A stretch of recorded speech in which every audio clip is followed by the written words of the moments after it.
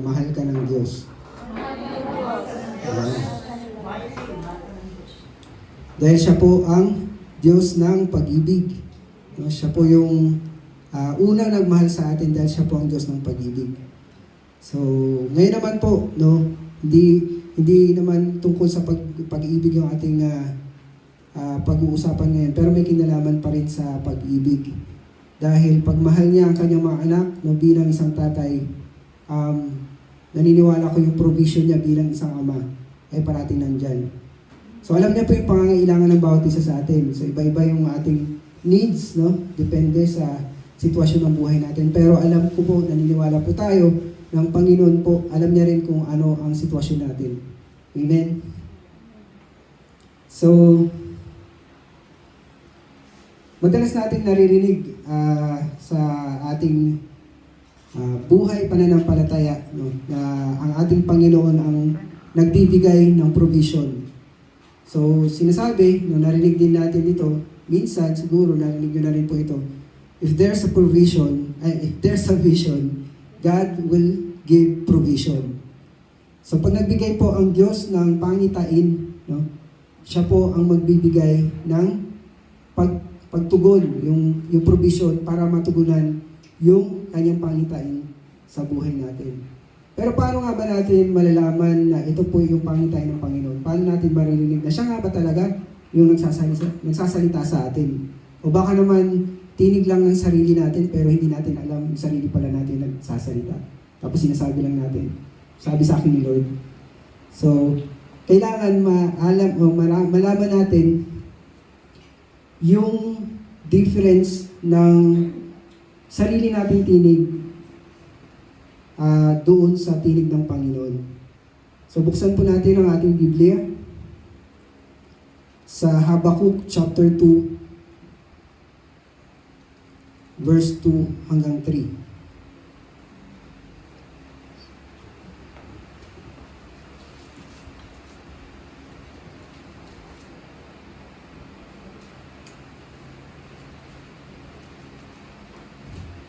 Habakkuk chapter 2.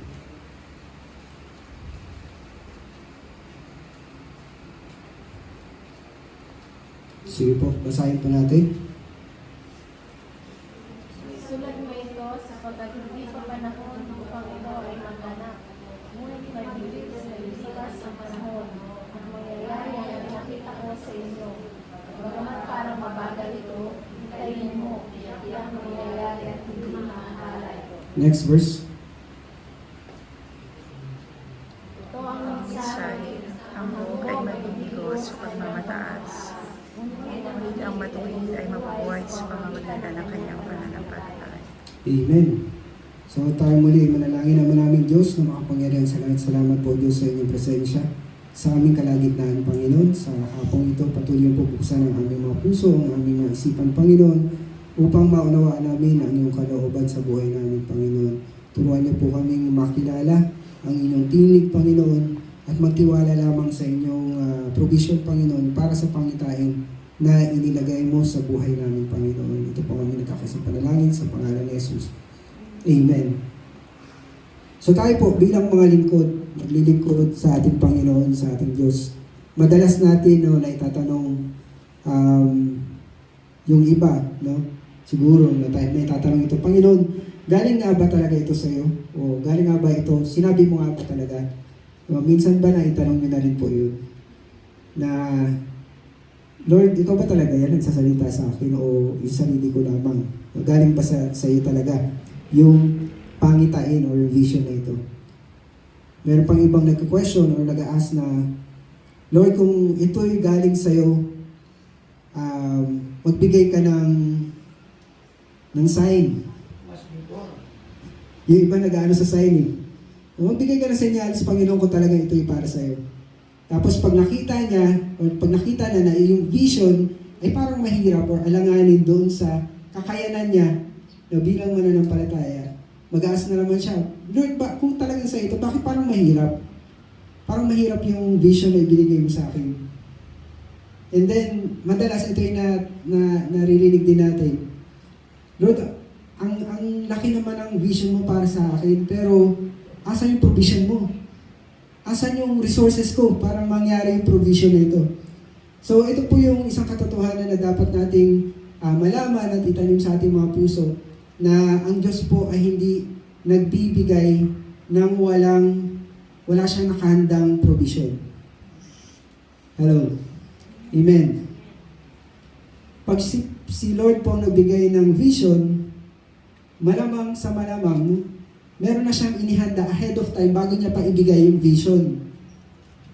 Hindi lang natin nakikita kung paano gagawin or saan natin kukunin yung mga resources or yung paano tayo kikilos doon sa vision na yun.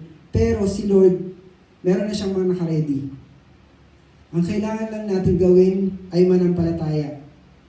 Magtiwala. Yun yung nais ng Panginoon. Yun yung nais niya makita sa bawat isa sa atin na, Lord, kahit hindi ko pa nakikita yung provision, yung resources ko, sa'yo lamang ako magtitiwala. Dahil alam ko, itong vision na to, pag galing to sa'yo, magaganap at magaganap ito. Dahil lahat tutugunin mo, lahat ng pangangailangan. Amen. So ito po yung isang katotohanan na dapat nating itanim sa ating mga puso. Na kapag po ang Diyos ay nagbigay ng vision or pangitain, no, lahat po ng mga kailangan natin ay nakahanda na ahead of time. So, ang nakakalungkot lang, maraming mananampalataya po no, sa panahon ngayon, ang hindi nakakakita o hindi nila nakikita yung provision. Bakit po? Dahil hindi nila malinaw na nakikilala yung tinig ng kanilang sinusunod. Ito yung sinasabi ko, yung difference between the voice ng sarili natin o yung tinig nga ba ng Panginoon. So, ano nga ba yung vision na nanggagaling sa Diyos? Kasi madalas din may nakikita tayong mga dreams or visions sa atin mismo sa sarili natin. Tapos, sasabihin natin na, Lord, ito galing to kay Lord or vision to ni Lord. So, ano nga ba ang mga pangitain galing sa Panginoon? So, kung ibabase natin sa Bible, ang pangitain po, no, pag galing po sa Kanya, ito po yung banal na kapahayagan na mula sa Diyos. So, this is the holy revelation of the Lord sa buhay ng bawat isa. So, yung revelation na ito, yung kapahayagan, ito po ay unique, no? At hindi po pare-parehas sa iba't ibang or sa isa't isa sa ating mga mananampalataya. So, pagpapahayag po or paghahayag po ng Diyos ng kanyang kalooban at layunin sa buhay ng isang mananampalataya. So, sa Old Testament po or sa Lumang Tipan, ang salita pong Hebreo na chazon or chazon ay nangangahulugan po na revelation or revelasyon mula sa Panginoon. So marami po tayong nabasa na mga halimbawa sa Biblia na ganito yung ginagawa ng Panginoon. So sa chapter 12 verse 1 to 3, binigyan ng Diyos si Abraham ng pangitain magiging ama siya ng mga bansa, ng nation. He will become the father of all nations. Magiging ama siya ng maraming bansa. Sa chapter 2 naman, binigyan si Prophet Nehemias ng pangitain na itatayong muli yung Jerusalem. So these are the revelations na ginagawa o pinapakita ng Diyos sa kanyang mga lingkod. Sa chapter 16 verse 9, tinawag si Pablo sa pamamagitan ng pangitain patungong Macedonia. Ito po yung kung saan na-encounter ni Apostle Paul si Jesus nung siya ay nasa Macedonia. So along the way, dito nakakita ng pangitain si Pablo sa pamamagitan ng ating Panginoong Hesus. So makikita po natin, meron pong pattern na makikita sa ginagawa ng Panginoon pagdating sa pagbibigay ng kanyang pangitain. Una po, ang Diyos po nagsasalita. No? Nagsasalita muna ang Diyos. Siyempre, ibibigay niya yung mensahe ng Diyos. Ano nga ba yung layunin niya? Sasabihin niya doon sa tao na kanyang kakausapin. Susunod po, yung next pattern po dito, makikita po natin, doon sa mga kinausap niya, wala pong sumuway. Lahat po sumunod sila. So, kinausap muna ni Lord yung kanyang kakausapin na tao, and then susunod po, ay sila po ay sumusunod. No? Sumusunod ang kanyang mga lingkod, at pagkatapos mo dun sa obedience na yun, then doon po makikita yung provision ng Panginoon. Yung mga lingkod po na inutusan ng Panginoon, hindi po nila tinignan yung kanilang sitwasyon. Although napaka-imposible, yung iba nag-a-ask, nagko-question, pero despite doon sa pagko-question nila, no, sumunod pa rin sila. Alam po ninyo, ang puso po ng isang tao na merong pagsunod, yun po yung tinitignan ng Panginoon sa atin. Yun po yung napakahalaga sa Panginoon. Kapag meron pong pagsunod sa kanyang mga inuutos or sa provision, ay sa vision na kanyang pinapangitain, dahil may layunin ng Panginoon at sinunod natin yun, nakaready na po yung kanyang provision. So, kapag may pangitain po, no, again, meron pong provision na nakaready. So, ang word na provision, meron po itong ibig sabihin. So, pwede po natin hatiin sa dalawa, yung word na provision. Una yung pro, tsaka yung vision. Kaya nga provision. Yung pro po, ano po ibig sabihin nito? Yung pro, ibig sabihin po nito bago.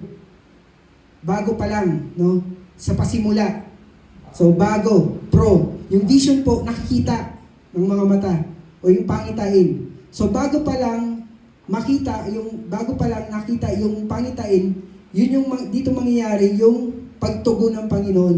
At ito po yung sinatawag nating provision. So, ibig sabihin, bago mo pa makita, no, nakita na po ng Diyos kung ano yung magaganap.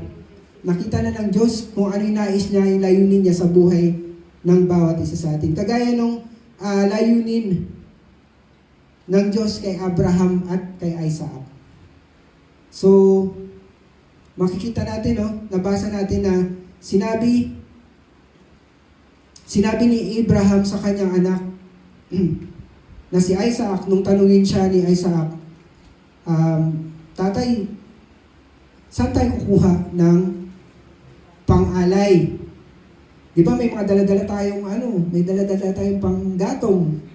Pupunta tayo dun sa pag-o-offera natin. Pero wala akong nakikita pang-offer. So anong tugon ni Abraham sa kanya anak? Sinabi niya, Jehovah Jireh. God will provide.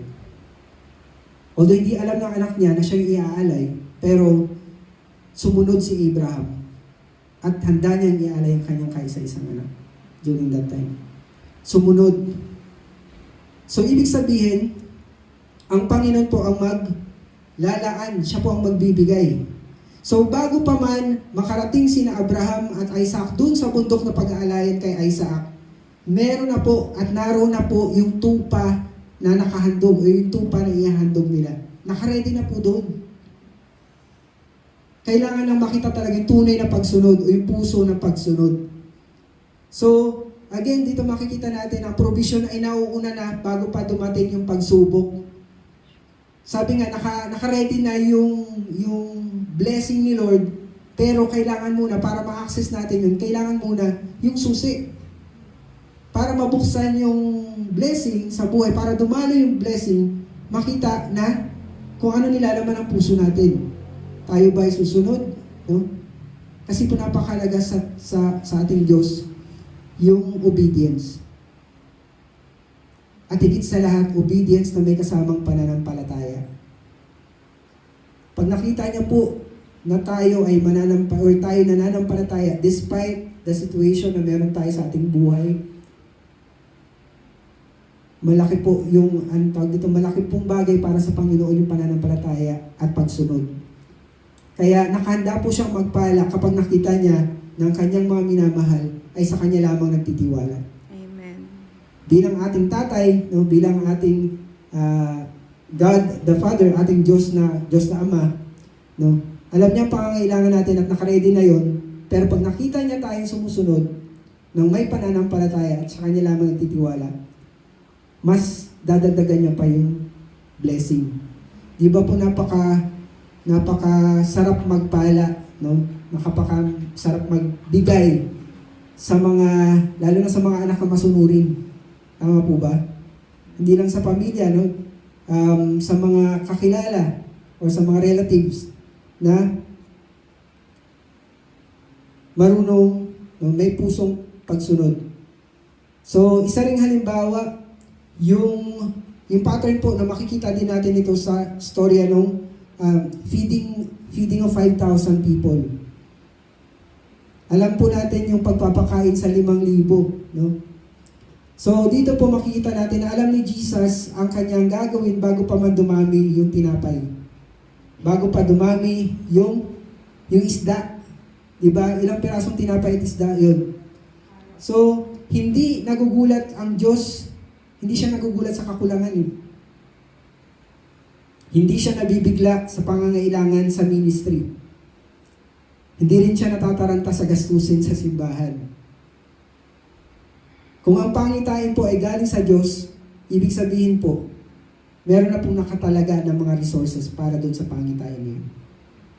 Hindi po siya nakatingin sa kakulangan, hindi siya nakatingin sa kung ano yung meron ka, nakatingin siya sa puso na may pagsunod at pananampalataya.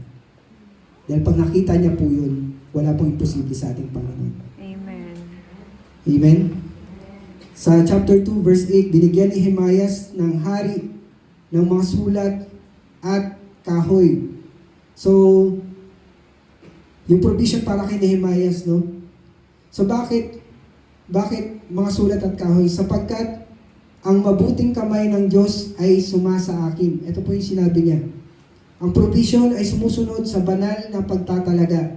So, mapapansin din po natin na kapag ang isang bagay o isang buhay na itinatalaga natin sa Panginoon, nagkakaroon din po ng provision doon.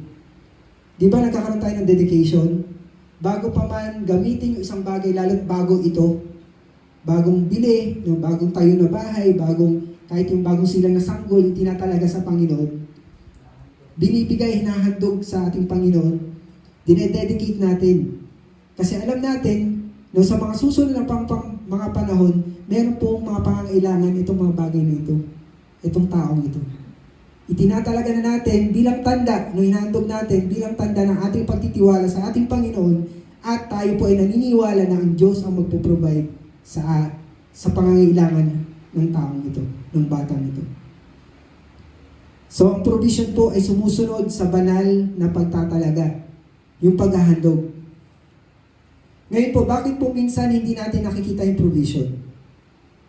So, sabi, kung kaya galing kay Lord dito, bakit hindi ko nakikita yung provision ni Lord? Hindi ko nararanasan. Bakit po kaya? Kasi po minsan, inuunahan na po natin si Lord. Hello? Hindi na makapaghintay. Halimbawa, may schedule si Lord bukas, bibigyan ka ng bukas ni Lord bukas. Hindi na makapaghintay bukas. Ngayon gagawa ko na ng paraan, mangungutang na ako kay kumare. Wala na akong pambayad bukas eh. Due date na bukas. So, nauna tayo sa timing ni Lord. Di ba po naniniwala tayo there's a perfect timing kapag si Lord ang nag-provide? Perfect, no? Perfect, ibig sabihin, the right time at the right place, the right situation, darating at darating yun. So, minsan din, bakit hindi natin nakikita yung provision ni Lord? Dahil sariling kagustuhan, sariling ambisyon yung sinusunod natin. Sarili natin ang sinusunod. Nawawala na yung pagsunod natin kay Lord. And last, no? Bakit hindi natin nakikita yung provision ni Lord? Dahil hindi malinaw ang tinig na ating narinig. Ibig sabihin, hindi malinaw kung galing nga ba ito kay Lord o galing to sa sarili kong tinig. Kaya po napakahalaga na makilala po natin ang tunay na tinig ng Panginoon sa atin bilang mga mananampalataya. So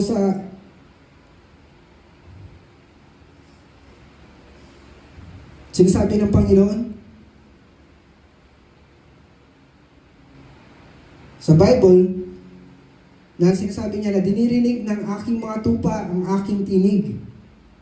Sila'y aking kilala at sila'y sumusunod sa akin. Naniniwala po ba kayo doon? Dinirinig ng aking mga tupa ang aking tinig, sila'y aking kilala at sila'y sumusunod sa akin. So tatlong bagay po yung nakapaloob dito sa verse na ito. Una po, relasyon. meron pong relasyon ang tupa doon sa shepherd. Amen. So, sila'y aking kilala, sila'y aking mga tupa. So, ibig sabihin, meron pong relasyon yung tupa sa shepherd at yung shepherd sa tupa. So, meron din pong pagkakakilanlan. So, paano maririnig ang tinig ng shepherd? No? Kapag kilala ng tupa, yung tinig ng shepherd, automatic sila po ay sumusunod. So, nakita niyo na po ba yung video o isang video na naging viral din sa Facebook? Sa isang farm ng mga tupa, ano po yun parang tourist spot yung lugar na yun sa ibang bansa. So, pinasubok nung may-ari ng farm na yun, yung nag-aalaga ng shepherd, ng tupa, na ipatawag yung doon sa turista na tawagin yung mga tupa. Sinabi nung ng shepherd, ganito yan tawagin sila. Binigay yung paano niya tawagin yung mga tupa. So, tinawag ngayon nung turista yung tupa. Tawag siya ng tawag. Sige, sigaw siya ng sigaw. Sabi niya gano'n, ganito po ba talaga? Ba't walang nakikinig sa akin? Bakit wala man lang tuloy pa rin siya kain yung mga tupa? No? Wala talagang kilos, wala man lang Tapos sabi, ganito yan, sabi ng shepherd, nung may-ari ng mga tupa. So, nung siya nang tumawag, isang tawag lang, nag-angatan yung mga ulo, hinanap nila saan yung tatawag. Umangat yung ulo ng mga tupa, hinanap nila kung saan yung nagtatawag, tapos nakita nila yung mga direksyon ng yung mga tupa, isang direksyon lang, papunta doon sa may-ari. Ganon katindi po yung relasyon. No? Merong pagkakakilanlan yung boses ng shepherd o ng may-ari ng tupa, at kapag nakilala nila kung sino yung tumatawag sa kanila, meron pong sumusunod. Meron na pong response. Nagre-response sila kaagad dahil kilala nila yung tumatawag sa kanila. So, ang tinig ng Diyos ay naaayon po. Alam natin na naaayon po sa kanyang salita. Sa Biblia po. Hindi po kukontrahin ng Diyos ang kanyang sariling salita. Amen. Amen. Dahil sinasabi niya po, no? Sinasabi po sa Biblia, ang lahat ng kasulatan ay kinasihan ng Espiritu. Kinasihan ng Diyos, ng Banal na Espiritu. Ang Espiritu Santo po ay hindi sasalungat sa salitang kanyang kinasihan. Amen. So, ang tinig ng Diyos, para natin malalaman na ito po ay tinig ng Panginoon, una, ang tinig ng Diyos ay naayon sa kanyang salita. Parati po itong nakabase sa Bible. Nakabase sa salita niya. Ikalawa po, ang tinig ng Diyos ay mayroong kapayapaan. Amen. Hello? Kahit na anong sitwasyon sa paligid mo, kapag si Lord ang nagsalita sa iyo, pag narinig mo yan at na-receive mo, na-impart sa iyo yung word ni Lord, there's peace behind. No? There's peace in the midst of the storm. May kapayapaan ka, meron kang kapayapaan kahit na nasa gitna ka ng bagyo. Amen. Pag galing kay Lord yun. So, ang Espiritu Santo ay hindi sasalungat sa kanyang kinasihan. At ang Diyos po ay hindi Diyos ng kaguluhan. Amen. Hindi po siya magdadala ng takot sa iyo. Hindi siya magbibigay ng takot kapag siya nagsalita. Kapag nagbigay siya ng vision, no, meron itong kapayapaan. Maaring merong pagsubok, kagaya na banggit ko kanina. No, ikaw ay nasa gitna ng bagyo, unos ng buhay. Pero once na na-receive po natin ang word ni Lord, ang revelation ni Lord, ang rema word ni Lord, magkakaroon po tayo ng kapayapaan. Amen. So ito po yung tinatawag na peace that surpasses all understanding. Kapayapaan na hindi maabot ng kaunawaan ng tao. Kakaibang kapayapaan po ito. Di maririt. Dali din. Ikatlo po, paano po natin malalaman na ito po ay tinig ng Diyos? Ang tinig po ng Diyos ay nangangailangan ng pananampalataya. Amen. Faith. Kailangan po na makita ng Diyos na meron muna tayo pananampalataya. Makita ng Diyos na nilalaman ang puso natin, merong pagtitiwala sa Kanya. Dahil sinasabi po, no, sa Biblia na ang pananampalataya ay katiyakan ng mga bagay na inaasahan. Ito po, faith is The assurance. Yung katiyakan. Ano sa English ang katiyakan? Assurance. Assurance. Faith is the assurance of the things that we hope. Yung inaasahan natin. Kaya ang pangitain po na kapag ito'y galing sa Diyos, ay kadalasan mas malaki pa kaysa sa kakayanan natin. Kaya minsan, madalas, yung vision na binibigay sa atin parang imposible. Amen. Kasi beyond doon sa kakayanan natin. Bakit beyond? Kasi, kailangan makita ng Diyos na sa Kanya lamang tayo magtitiwala, hindi sa sarili natin kakayanan. Hello? Kasi pag nakita ng Diyos na kaya mo naman pala malamang sa sarili tayo magtitiwala. Meron kang pera, meron tayong pera. Kaya dun sa resources natin, dun tayo magtitiwala, wala na kay Lord. Kaya minsan, pag nagbibigay si Lord ng vision, minsan sa tingin natin nakaka-overwhelm. Parang napaka-imposible naman, Lord, na binibigay mo sa akin ng vision. Pero ang kailangan po ng Panginoon, hindi yung sitwasyon mo na wala kang resources. Ang kailangan po ng Panginoon, makita niya pagsunod ng may pananampalataya. Amen. Dahil after nung pagsunod na yun ng may pananampalataya, susunod po yung provision ni Lord. Amen po. Ang tinig ng Diyos, ikatlo ay kaapat, malalaman natin na kay Lord, ito madalas nating naririnig. Malalaman natin na pag kay Lord talaga yung tinig na yun or vision na yun, He will confirm it always. Merong confirmation na matatanggap na sa Kanya galing yan. Pwedeng sa ibang tao, sa ibang lingkod ng Panginoon, gagamit siya na i-confirm niya, uy, parang nakita ko to, pinapakita to ni Lord sa akin, sabihin sa'yo ng ibang tao, na, sis, kailangan mo ba ng ganyan? Kailangan mo ba ng prayer? Magko-connection, magkakaroon ng connect. No? So, wala kang sinasabi, wala kang pinagsasabihan na yung pinagdadaanan mo ngayon, pero nag-confirm si Lord sa ibang tao. Like for example, during preaching, ipapakita niya sa pastor, meron ba rito in the midst sa ating kalagitnaan na nangangailangan ng ganitong panalangin? No? So, ibig sabihin, pinapakita ni Lord na there is a confirmation na tunay nga na kay Lord galing yung tinig na yun, yung vision na yun. Kaya ang pangitain galing sa Diyos ay kadalasang mas malaki kaysa sa kakayanan natin. At higit sa lahat, ang tinig ng Diyos ay Kanyang kinukumpirma. So, sinasabi sa Bible na sa karamihan ng tagapayo ay may kaligtasan at kinukumpirma ng Diyos ang pangitain sa pamamagitan ng, kagaya na banggit ko kanina, mga spiritual leader, mga pastor, mga elders, at hindi lang sa kanila nagbumula yung confirmation. Alam niyo po ba kung saan pa manggagaling yung confirmation maliban sa mga tao sa paligid natin? I-confirm ni Lord yan. Kung hindi man siya gagamit ng tao, i-confirm niya yung salita niya mismo sa Bible. Di ba po, minsan naranasan nyo na nung nagbabasa kayo ng devotion, parang konektado kayo. Konektado dun sa nararanasan nyo, sa problema nyo, merong pangungusap si Lord at kukonfirm niya yun sa Kanyang salita. Sa Kanyang salita, sa Biblia, at minsan din sa mga pangyayari, at higit sa lahat, magkukonfirm ang Banal na Espiritu sa iyo mismo.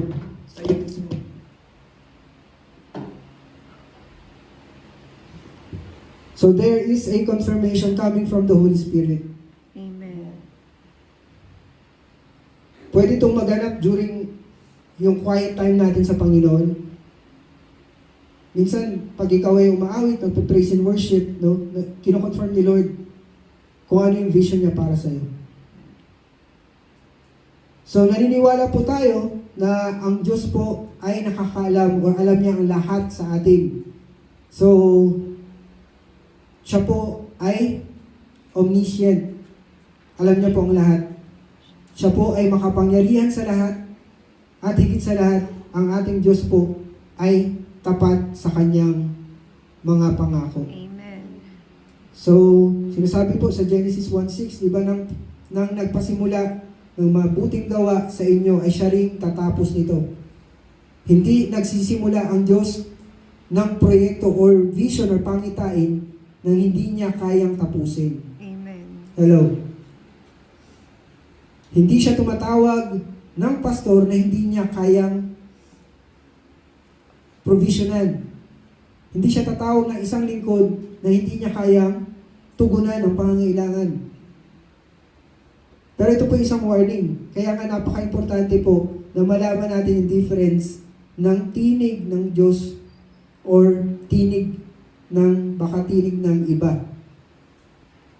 So meron pong mga tinig na klase ng tinig na boses na tinatawag. So marami pong tinig. No? Ilan lamang po ang babanggitin ko rito. Una, ang tinig po ng Diyos. Ang tinig po ng laman. Boses ng laman, boses ng tao, at higit sa lahat, boses ng kaaway. Sinasabi po sa Biblia, paano mo malalaman? Napakalaga po ng discernment. Spiritual discernment. Ito po yung tanda ng nag-grow yung ating spiritual maturity. Amen. So, sinabi dun sa Biblia na malalaman natin ang tinig na ito kapag sinubok natin ang tinig na ito sa pamamagitan ng Banal na Espiritu.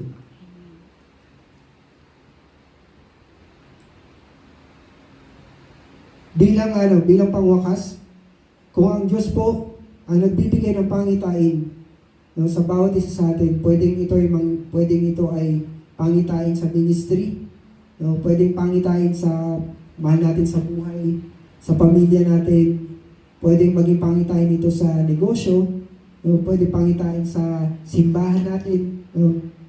Ang kailangan lamang po natin ay magtiwala. Magtiwala lamang tayo sa Kanya at sumunod. No? Sumunod tayo dahil ito po yung maganda. Kapag si Lord po ang nagbigay ng pangitain, nakahanda na po yung provision. Amen. Palagi po yung nakahanda. Kailangan lamang po natin, ang responsibilidad natin ay ang pagsunod talaga. Napakalaga ng pagsunod at higit sa lahat, pagsunod ng may pananampalataya. Amen. So tayong lahat po ay magsitayo at tayo po ay manalangin.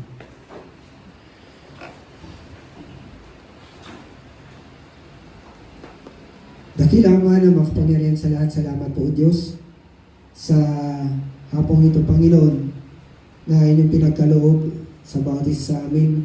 Sa oras na kami nagkatipon-tipon upang makapag-aral ng salita na nagmumula sa inyo. Salamat po sa paalala na kayo po ang nakakalam ng lahat ng sitwasyon namin sa buhay, Panginoon. Kaya turuan mo kami na patuloy na sumunod sa inyo ng may pananampalataya, na magtiwala sa inyo lamang at wala nang iba, Panginoon. Dahil Lord, tunay nga na kung wala kayo, Panginoon, sa buhay namin, wala po kaming magagawa, Panginoon. Turuan mo kami na hindi manangan sa sarili namin kakayanan, sa kung ano ang meron kami, sa mga bagay na meron kami, kundi Lord, sa inyo lamang kami magtiwala, Panginoon, ng buong puso at ng buong buhay namin, Panginoon. Salamat po, Diyos, sa inyong mensahe sa hapong ito, Panginoon, at patuloy niyo kaming gabayan, patubayan at ingatan at higit sa lahat, patuloy niyo pong pagpalain ang gawa ng aming mga kapay, Panginoon. Nawa ang inyong pabor, ang aming maranasan, Panginoon, pabor sa lahat ng tao, pabor sa lahat ng pagkakataon, Panginoon, ang siya naming maranasan at makita, Panginoon, sa aming mga pang-araw-araw na pamumuhay. Ito po ang aming nagkakaisang panalangin sa tanging pangalan ng inyong anak na si Jesus. Amen. Amen. Pakpakan po natin, Panginoon, at pwede na po tayong makaupo.